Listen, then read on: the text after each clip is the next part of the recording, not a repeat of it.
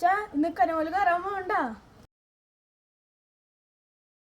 ഇന്നാണോ കനകലായിട്ട് തുടങ്ങണേ? നാളെ രാവിലെ അല്ലേ തുടങ്ങാ? ഇന്നാണ് തുടങ്ങണേ? അച്ഛ ഇന്നാണ് തുടങ്ങണേ. അച്ഛന് വേണമെങ്കിൽ ഫോണിൽ സൂം ചെയ്ത് നോക്കിക്കോ. അത് ശരിയാണല്ലോ. അന്ന ഫോണിലൊന്ന് സൂം ചെയ്ത് നോക്കാം. ഇത് കാണുന്നതാണ് കനകമല. എവിടെയാ കനകമലയിൽ മേലത്തെ കപ്പേള എവിടെയാ? ആഹാ, ഇടക്കൊക്കെ പക്ഷെ മേലിന്ന് ആൾക്കാരില്ലല്ലോടാ. ആൾക്കാരില്ലാത്ത ഇന്നാണ്. അച്ഛനെ പോയി നോക്കിക്കോ. എന്തായാലും ഒന്ന് കയറി നോക്കാല്ലേ? പക്ഷെ ഞാൻ അതായത് ഇവിടെ നോക്കിയിട്ടേ മാക്സിമം സൂമിലിട്ടാണ്. പക്ഷെ നോക്കിയടാ, അവിടെ നിന്ന് ആൾക്കാരെ അവിടെ നിന്ന് ആരും നടക്കണ കാണാനില്ല കേട്ടോ. അപ്പം എങ്ങനെയാടാ ഇന്നാണ്? പക്ഷെ ഞാൻ എവിടെയോ മെസ്സേജ് കണ്ടിട്ടുണ്ടായിരുന്നു. അച്ഛൻ പോയി നോക്കിട്ടോ, സമയമുണ്ടല്ലോ. ഗഗൻ്റെ ഉപദേശം സ്വീകരിച്ച് ഞാനങ്ങനെ പള്ളിമുറ്റത്ത് എത്തിയിട്ടുണ്ട്. ഇവിടെ എത്തിയപ്പോൾ ശരിയാണ്, കുറച്ചധികം ആൾക്കാരൊക്കെ വന്നു പോയെന്ന് കണ്ടിരുന്നു.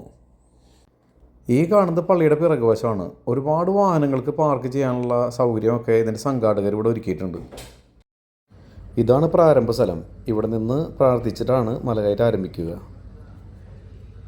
അപ്പോൾ ഒന്നാം കുരിശിൻ്റെ അവിടെ പ്രാർത്ഥിച്ചിട്ട് നമ്മൾ ഈ മലകയറ്റം തുടങ്ങി. 14 കുരിശ് കയറണം. ഇവിടെ മല കയറാൻ വരുമ്പോഴേ ലൈറ്റ് അറേഞ്ച്മെൻറ്റ് കാര്യങ്ങളൊക്കെ ഉണ്ട്. വഴിയൊക്കെ ക്ലിയർ ആയിട്ട് കാണാൻ പറ്റും. രാവിലെ 5 മണി തുടങ്ങിയിട്ട് മല കയറാനുള്ള സൗകര്യമുണ്ട്. വൈകിട്ട് 10 മണി വരെ ആയിരിക്കും. അപ്പോൾ ഇനി ബാക്കി കാര്യങ്ങൾ നമ്മൾ മലമുകളിൽ എത്തിയിട്ട് അവിടെ നിന്നുള്ളൊരു വിഷ്വൽസ് കാണിച്ചു തരാം. മല കയറി പോകുന്ന ഈ കുട്ടികളെ കണ്ട, അവരുടെ തലയിലും തോളത്തൊക്കെ ഈ പള്ളി വക സ്റ്റാൾ പറഞ്ഞ മേലെയുണ്ട്. അതിലേക്ക് വേണ്ട കുടിവെള്ളങ്ങളും അല്ലെങ്കിൽ സ്നാക്സൊക്കെയാണ് ഇവർ താഴേന്ന് മേലേക്ക് കൊണ്ടുപോകുന്നത്. ഇവർക്ക് അതൊരു ബുദ്ധിമുട്ടായി തോന്നിയിട്ടില്ല. കാരണം അവർ വളരെ ഉന്മേഷത്തോടെയാണ് മലമുകളിലേക്ക് ഇത് എത്തിക്കുന്നത്. കനകമല കയറാൻ വരുന്നവർക്കേ ഒരിക്കലും കുടിവെള്ളമൊന്നും അധികം കയ്യിൽ വെക്കേണ്ട ആവശ്യമില്ല. കാരണം 7-ാം കുരിശിൻ്റെ അവിടെയും 9-ാം കുരിശ് 11-ാം കുരിശിൻ്റെ അടുത്തൊക്കെ കുടിവെള്ളത്തിനുള്ള സൗകര്യം ഒരുക്കിയിട്ടുണ്ട്. അത് കുറച്ച് വർഷങ്ങളായിട്ട് തന്നെ അവിടെ അങ്ങനൊരു സൗകര്യം ഒരുക്കിയിട്ടുള്ളതാണ്. എൻ്റെ കാൽമുട്ടിന് ഒരു ഇടർച്ച ഉണ്ടായിരുന്നേ. 2 ദിവസം മുൻപ് നടക്കുമ്പോഴൊക്കെ ഇടത്തെ കാലിന് മുട്ടിങ്ങനെ ഇടറുണ്ടായിരുന്നു. അപ്പോൾ മല കയറുമ്പോൾ ചെറിയ പ്രയാസമാണെന്ന് എഴുതിയിട്ട് നീ ബാൻഡ് വാങ്ങിയതാണ് കഴിഞ്ഞ ദിവസം. പക്ഷേ എനിക്കിത് ഉപയോഗിക്കണമെന്നല്ല കേട്ടോ. കുറച്ചധികം പ്രത്യേകതകളുള്ളൊരു കുരിശാണിത്, 13-ാം കുരിശ്. ഇവിടെയാണ് വിശ്വാസികൾ കുറേ കൊന്തകളും അവരുടെ നിയോഗങ്ങൾ എഴുതിയിട്ടുള്ള കെട്ടുകളൊക്കെ തൂക്കിയിടുന്ന് കണ്ടിട്ടുള്ളത്. അതിനെക്കുറിച്ച് ഞാൻ മുൻപൊരു വീഡിയോ ചെയ്തിട്ടുണ്ട്, നമ്മുടെ പേജിൽ അതുണ്ട് കേട്ടോ. ഈ മല കയറുമ്പോൾ നമ്മൾ അത്ഭുതപ്പെടുന്ന കുറേ കാഴ്ചകളുണ്ട്. ഒന്നുകിൽ വളരെ ചെറിയ കുട്ടികളെ കാണാൻ കഴിയും, അല്ലെങ്കിൽ പ്രായം ചെന്ന അമ്മമാർ അച്ഛന്മാരൊക്കെ മല കയറുന്ന കാണാൻ കഴിയും. ഇവിടെ 14-ാം കുരിശിന് മുൻപായിട്ടും ഒരു വെള്ളത്തിൻ്റെ സൗകര്യം ഉണ്ട് കേട്ടോ. അപ്പോൾ നമ്മളിവിടുത്തെ കുറച്ച് വെള്ളം എടുത്ത് മുഖക്കൊന്ന് കഴുകിയിട്ടുണ്ട്. നല്ല ഫ്രഷായിട്ടുണ്ട്. വേർപ്പൊക്കെ ഒന്ന് കളഞ്ഞു കഴിഞ്ഞപ്പോൾ നല്ല സുഖമുണ്ട്. പിന്നെ അത്യാവശ്യം കാറ്റുണ്ട് ഇവിടെ.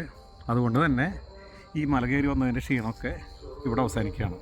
ദുഃഖവെള്ളിയാഴ്ചകളിലൊക്കെ മല കയറുമ്പോൾ കാണാൻ കഴിയും ഇതുപോലെ വലിയ കൂറ്റൻ കുരിശുകളൊക്കെ ഓരോ യൂണിറ്റുകാർ കൊടുന്ന് സ്ഥാപിക്കുന്നത്. ഈ കാണുന്ന 14-ാം കുരിശിനെ ലക്ഷ്യം വെച്ചിട്ടാണ് നമ്മൾ യാത്ര ആരംഭിക്കുന്നത്. ഇവിടെ എത്തിക്കഴിഞ്ഞാൽ പക്ഷെ നമുക്ക് നല്ലൊരു സംതൃപ്തി അനുഭവപ്പെടും കേട്ടോ. കാണുന്നതാണ് ചെറിയ പള്ളി. മേലെ ചെന്ന് അവിടുത്തെ കാഴ്ചകൾ കാണിച്ചു തരാം കേട്ടോ. പ്രാരംഭ സ്ഥലം മുതൽ ഈ 14-ാം കുരിശ് വരെ നമ്മൾ കടന്നു പോകുന്ന വഴികളിലെല്ലാം ഇതുപോലുള്ള ഉരുളൻ കല്ലുകളായിരിക്കും ഉണ്ടാവുക. ഇതിനെല്ലാം മറികടന്നാണ് നമ്മൾ ഈ മുകളിലെ പള്ളിയിലേക്ക് എത്തുക. എന്നിരുന്നാൽ തന്നെയും ഇവിടെ എത്തുമ്പോൾ ആ ക്ഷീണമെല്ലാം നമ്മൾ മറക്കുമെന്നുള്ളതാണ് ഏറ്റവും വലിയ പ്രത്യേകതയായി തോന്നിയിട്ടുള്ളത്. പുറത്തെ പാറയിൽ സെൻറ്റ് തോമസ് പുണ്യാളൻ്റെ ഒരു രൂപം എഴുന്നള്ളിച്ച് വെച്ചിട്ടുണ്ടായിരിക്കും. അവിടെ നമുക്ക് പൂമാല ചാർത്താനുള്ള അവസരമുണ്ട്. പിന്നെ തേൻ, ഇവിടെ നേർച്ച തേനും നമുക്ക് വേണമെങ്കിൽ ഇവിടെ നിന്ന് വാങ്ങാൻ കഴിയും. ഞാനിവിടെ നിന്ന് പൂമാലയാണ് വാങ്ങിയത്. വിശ്വാസികൾക്ക് ഈ പൂമാല വിശുദ്ധൻ്റെ കഴുത്തിലണിയിച്ച് അവിടെ നിന്ന് പ്രാർത്ഥിക്കാൻ സാധിക്കും. ഈ ചെറിയ പള്ളിയിൽ രാവിലെയും വൈകിട്ടും കുർബാന നടക്കുന്നത് കാണാറുണ്ട്. മല കയറി വരുന്നവരിൽ പലരും ആ കുർബാനയിൽ പങ്കെടുത്തിട്ടാണ് മടങ്ങാറ്. 86-ാമത് കനകമല തീർത്ഥാടനത്തിനാണ് ഇന്ന് ആരംഭമായിരിക്കുന്നത്. ഈ വേനൽ ചൂടിനെ വകവയ്ക്കാത്ത നിരവധി വിശ്വാസികളാണ് ഓരോ വർഷവും ഈ മല കയറി വന്ന് ഇവിടെ നിന്ന് പ്രാർത്ഥിച്ച് മടങ്ങുന്നത്. ഇതാണ് മലമുകളിലുള്ള ചെറിയ സ്റ്റാള്. നമ്മുടെ ദാഹം മാറ്റാനുള്ള അത്യാവശ്യം സാധനങ്ങളൊക്കെ ഇതിനകത്ത് നിന്ന് കിട്ടും. നമ്മുടെ വീടിൻ്റെ മുകളിൽ നിന്ന് കണ്ട ചെറിയ പള്ളിയുടെ ഭാഗമുണ്ടത്. രാത്രി കാഴ്ചയിൽ നമ്മുടെ നാട് എങ്ങനെയാണെന്ന് നോക്കി. നല്ല ഭംഗിയാണല്ലേ. കൊടകര, പേരാമ്പ്ര, ചാലക്കുടി, ചൗക്ക ഭാഗങ്ങളൊക്കെ ഇവിടെ നിന്നാൽ വ്യക്തമായിട്ട് കാണാൻ കഴിയും. പള്ളിയുടെ മറുഭാഗത്തെ കാഴ്ച നോക്കിയാലും ഇതുപോലൊക്കെ തന്നെയാണ്.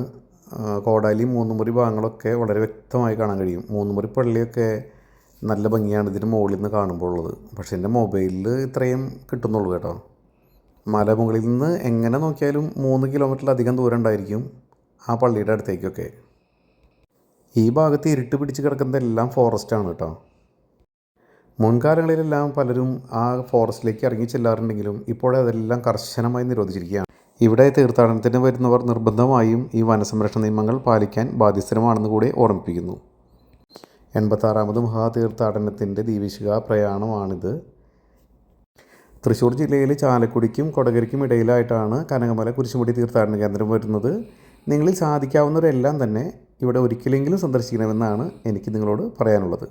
നന്ദി, നമസ്കാരം.